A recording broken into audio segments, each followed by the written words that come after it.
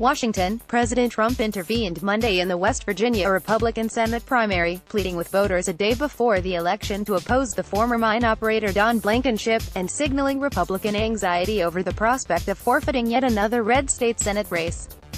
Mr. Trump's decision to speak out came after Senator Mitch McConnell of Kentucky, whom Mr.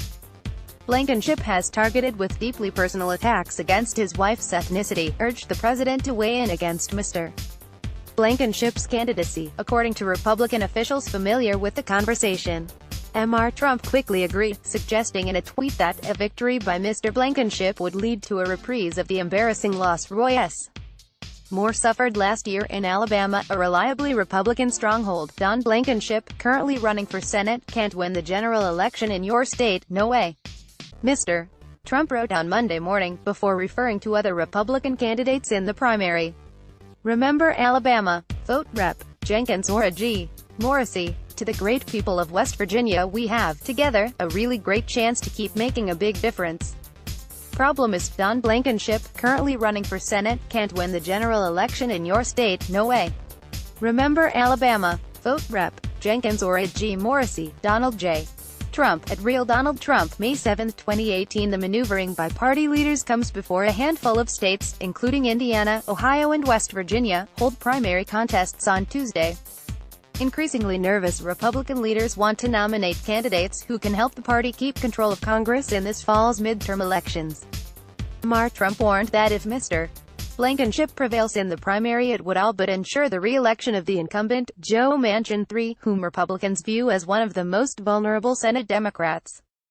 Blankenship, the former chief executive of Massey Energy, served a year in federal prison after being convicted of conspiring to violate mine safety rules in connection with the Upper Big Branch mining disaster in 2010 that claimed 29 lives. Read more about Don Blankenship's campaign here. The tweet on Monday was a political gift to Representative Evan Jenkins and Attorney General Patrick Morrissey, Mr. Blankenship's two Republican rivals. In a state Mr. Trump won overwhelmingly in 2016 and where he remains popular. Both men swiftly seized on Mr. Trump's comments, weaving them into their final stump speeches, crafting last-minute digital ads and recording new automated phone calls. President Trump just announced this morning his support for Evan Jenkins, a Jenkins robocall declared, taking some liberties with the president's tweet, which did not favor him over Mr. Morrissey. The recording began with the phrase, "This is a Trump voter alert," as it sought to further align Mr. Jenkins with the president. In a statement responding to Mr. Trump, Mr. Blankenship said the president is a very busy man and he doesn't know me and he doesn't know how flawed my two main opponents are in this primary. He added that the establishment is misinforming him because they do not want me to be in the U.S. Senate and promote the president's agenda. That Mr. Trump would step into the contest at all underscores how alarmed party officials are about the prospects of a Blankenship victory. The president has felt burned by Republicans when he injected himself into other races only to see his preferred candidates fall short. A victory by Mr. Blankenship would be highly embarrassing to Mr. Trump, coming on the heels of his inability to lift party nominees in Pennsylvania this year and in Alabama in December. The race may be close enough that Mr. Trump's last-minute intervention proves enough to derail Mr. Blankenship, a power play that would only underscore his clout with the party base. White House aides and Senate Republicans have been discussing for the last week whether the president should comment on the primary, and agreed he should do so if it became clear Mr. Blankenship could win, three officials familiar with the deliberation said.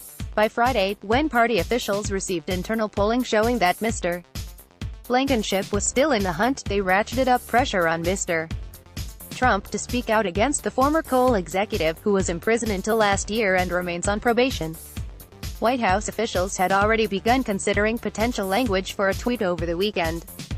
In a wide-ranging call with Mr. McConnell on Sunday that was initiated by Mr. Trump, the president indicated he was willing to weigh in on the race. The president's aides said he may record an automated call of his own against Mr. Blankenship. Still, Mr. Trump has been intensely focused in the last week on the special counsel's investigation into Russia and the uneven defense of a payment to a pornographic film actress offered by his new lawyer, Rudolph W. Giuliani, a former mayor of New York. As a result, administration officials were not fully certain what Mr. Trump would do about the West Virginia race until the early morning tweet. Representative Evan Jenkins, left, and Attorney General Patrick Morrisey, right, with President Trump at a roundtable discussion on tax policy in West Virginia last month. Evan Vucci, Associated Press. Though Mr. Trump willingly intervened in the primary contests, some West Wing aides believe that the fight is more about Mr. McConnell, the majority leader, than the president.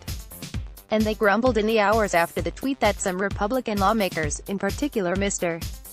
McConnell, are inconsistent when it comes to what Mr. Trump's policy should be on engaging in primaries. Blankenship has faced a series of attacks from Republican groups aligned with Mr. McConnell for his role in the Upper Big Branch mining tragedy. He has also been criticized for keeping his official residence in Las Vegas and refusing to fully disclose his extensive financial holdings. The attack sent Mr. Blankenship's poll numbers tumbling, but with Mr. Jenkins and Mr. Morrisey dividing votes, he has remained in contention. Internal surveys taken by his rivals indicate that Mr. Blankenship is near the top of the field. That is partly because he has framed his conviction as a persecution by President Barack Obama's Justice Department, a strategy aimed at tapping into the deep animus toward a former president who many in the state believe waged war on coal. In recent weeks, Mr. Blankenship dipped into his personal wealth to air a series of incendiary ads targeting the family of Mr. McConnell, who is married to Transportation Secretary Elaine Chao. Swamp Captain Mitch McConnell has created millions of jobs for China people, Mr. Blankenship said in one commercial, alluding to the shipping business of Mr. McConnell's father-in-law. Blankenship has also referred to Mr. McConnell's father-in-law, an American citizen, as a wealthy China person. Mr. Blankenship also called Mr. McConnell Cocaine Mitch for far-fetched claims that a ship connected to Ms. Chao's father once smuggled drugs. McConnell, who is deeply unpopular among Republican primary voters, has largely avoided wading into the feud, but has been privately fuming about the attacks on his wife's family. He has, though, been able to find some amusement in his new nickname, jokingly answering the phone, Cocaine Mitch, according to one of his advisors. Last week, he emailed an ally an evident wonder, "I never even smoked cigarettes," until Monday. The closest the president had come to weighing in on the race was when he brought Mr. Jenkins and Mr. Morrisey to a roundtable focused on the tax overhaul and sat between them. He even polled the audience to gauge who had more support. Part of the challenge for the Republican establishment has been that Mr. Jenkins and Mr. Morrisey have largely targeted each other, most recently during a bitter Fox News debate last week. Neither has been able to emerge as the clear frontrunner, and Republican leaders do not have a strong preference between the two. Mr. Jenkins is a former Democrat who represents the coal-producing part of the state, having upset a veteran incumbent in 2014, while Mr. Morrisey is a New Jersey transplant who made a name for himself suing the Obama administration. They each hope Mr. Trump's late intervention could help them persuade undecided voters less than 24 hours before polls open. In an interview, Mr. Morrisey, who until this weekend had largely ignored Mr. Blankenship, said the president's statement sends a message that West Virginia voters should reject the criminal convict Don Blankenship, reflecting how tight the race has become in its final hours. Mr. Morrisey aimed withering criticism at Mr. Blankenship. "This is someone whose whole career demonstrates he believes he is above law," he said, asserting that Mr. Blankenship would be crushed in the general election against Mr. Blankenship, though, said, "No one, and I mean no one, will tell us how to vote," and seemed to suggest that Mr. Trump had drifted from the spurt of his own candidacy by not embracing the hard-edged campaign he had waged. "As some have said, I am Trumpier than Trump, and this morning proves it," he claimed. Carl Hulse and Matt Flegenheimer contributed reporting from Washington, and Trip Gabriel contributed from New York. A version of this article appears in print on May 8, 2018, on page A1 of the New York edition with the headline, "Trump wades into a race, at McConnell's urging."